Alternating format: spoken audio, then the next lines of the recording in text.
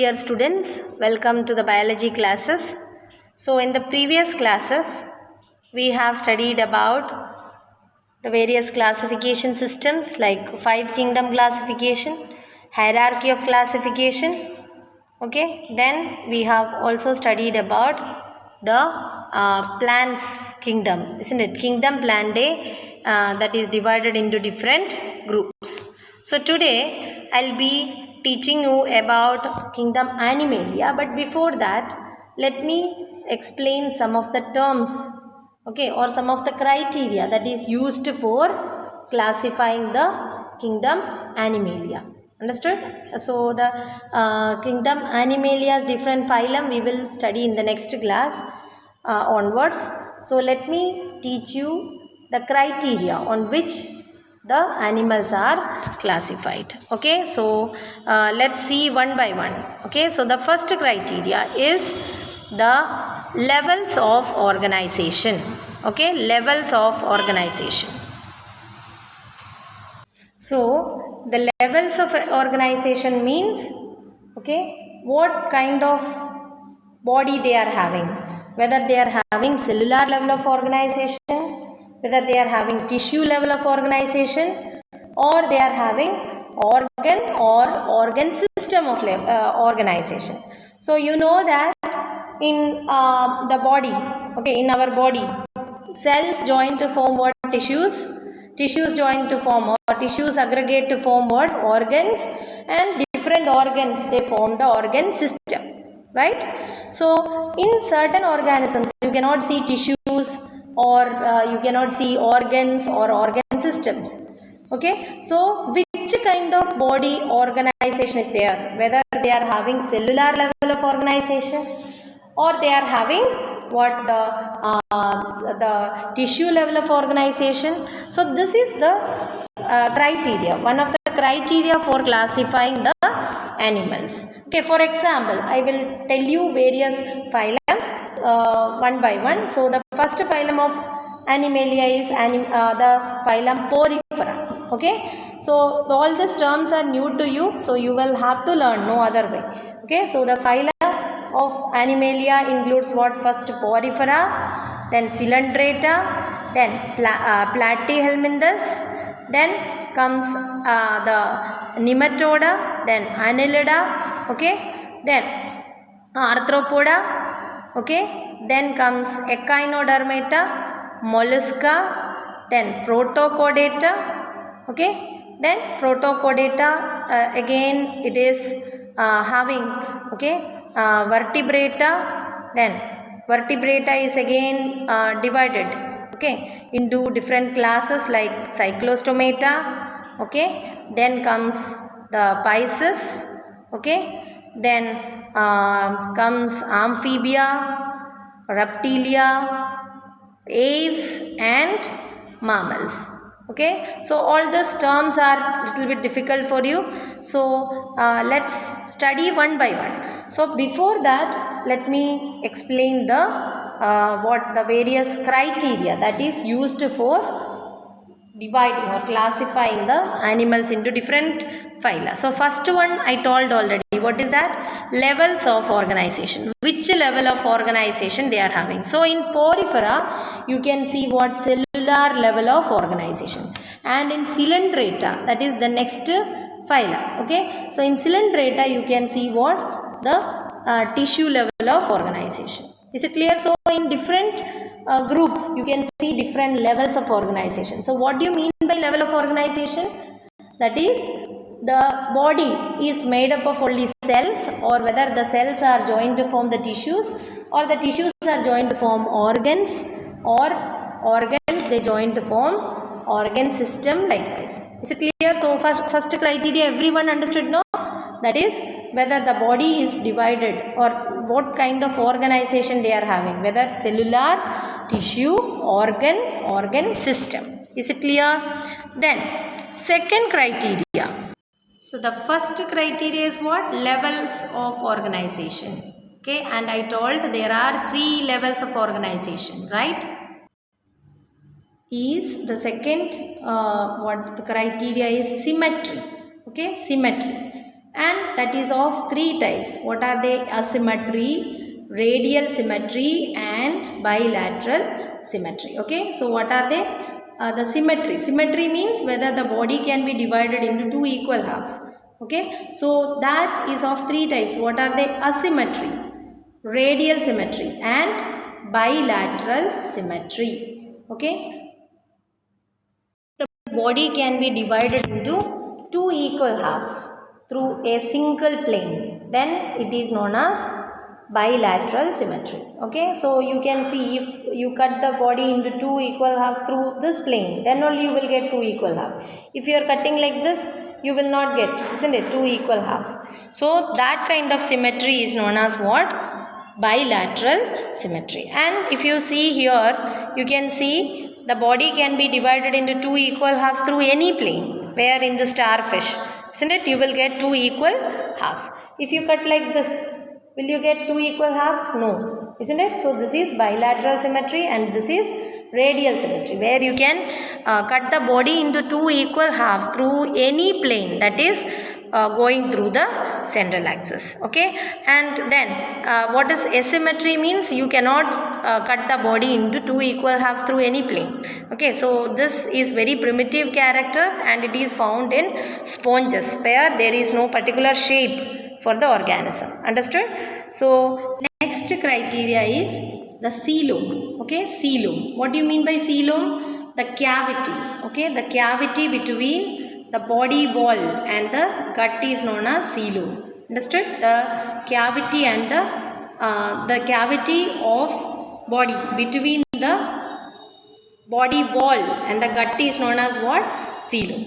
So depends upon that, coeloms are of also different types. Okay, or organisms can be classified into different groups on the basis of different types of coeloms. So coeloms can be acoelomate, where there is no coelom. Okay, and the coelom can be true coelom, where the cavity is there and that will be covered or that will be lined uniformly by mesodermal tissues.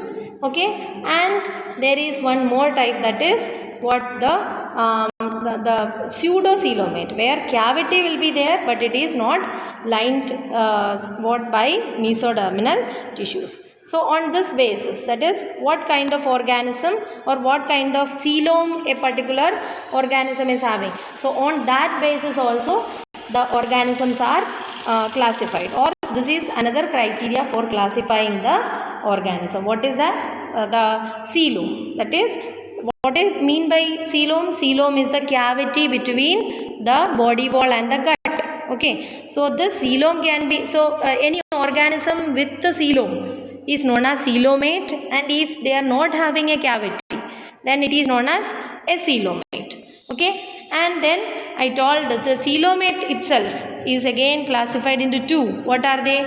True coelomate and pseudocoelomate. True coelomate means cavity is there and the cavity is lined by mesodermal tissues, and the pseudocoelomates are those organisms whose coelom is not lined by mesodermal tissues. So dear children, see, acoelomates means what? Here the cavity. Okay, this is the digestive cavity and this is the body wall. Okay, and in between that you cannot see any space. It's filled, isn't it? So it's filled with tissue. So these kind of organism where there is no cavity. Okay, so this is the digestive cavity or digestive system and this is the body wall and you cannot see any cavity. That kind of organisms are called what? Acoelomate organisms. Okay, now coelomate means cavity is there. Can you see the coelom or cavity here? Okay, there is a cavity. Understood? And see, this is pseudocoelomate. Pseudocoelomate, why we call?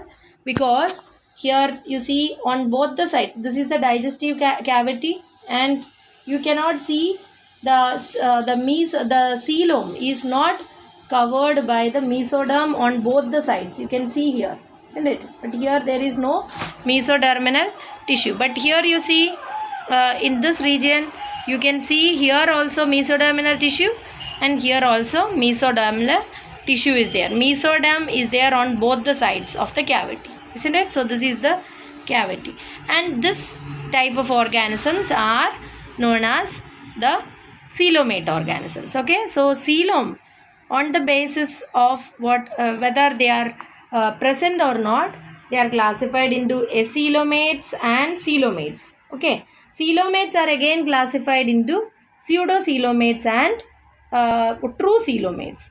Clear? True coelomates means there will be cavity, and the cavity will be lined by mesodermal tissues on both the sides. And in pseudocoelomates, the cavity is there, okay, but it is not lined on both the sides, okay, by the mesodermal tissues. So this is very clear to you. So the different organisms, okay, for example, the acoelomates are what? Flatworms, okay. Then pseudocoelomates, roundworms. Coelomates, mollusks, annelids, arthropods, echinodermates, chordates, all these are what? Various type of phylum which are coming under kingdom Animalia. Okay, so is it clear? That is, I was saying about various criteria. Okay, so what all we learned? First I told levels of organization, isn't it? That is cellular, tissue, organ system. Then second, what I told is the symmetry, isn't it? Bilateral symmetry is there, radial symmetry is there. Third, what I said, coelom. Coelom means the cavity, what kind of cavity a particular organism is having. Understood? So that is also considered for what? For the classification of organisms. Okay, then another thing that is used for the classification of organisms is the number of layers, okay, or germinal layers. So I have told you about ectoderm, mesoderm, endoderm, etc., isn't it? See, here you can see what is all these layers, children. These are the layers actually when when a particular organism is formed from the zygote, okay, or an embryo will have all the organs in them, isn't it? Like heart and brain, all that will be developed. So all these organs are formed from a single cell, isn't it? So during their developmental stage, you can see that first the single cell will get divided into a number of times, okay, number of small means number of times they divide and form a mass of cells, and after that they will get arranged in some layers. So in higher organisms, this mass of cells will get arranged in 3 layers. What are they? Ectoderm, mesoderm and endoderm.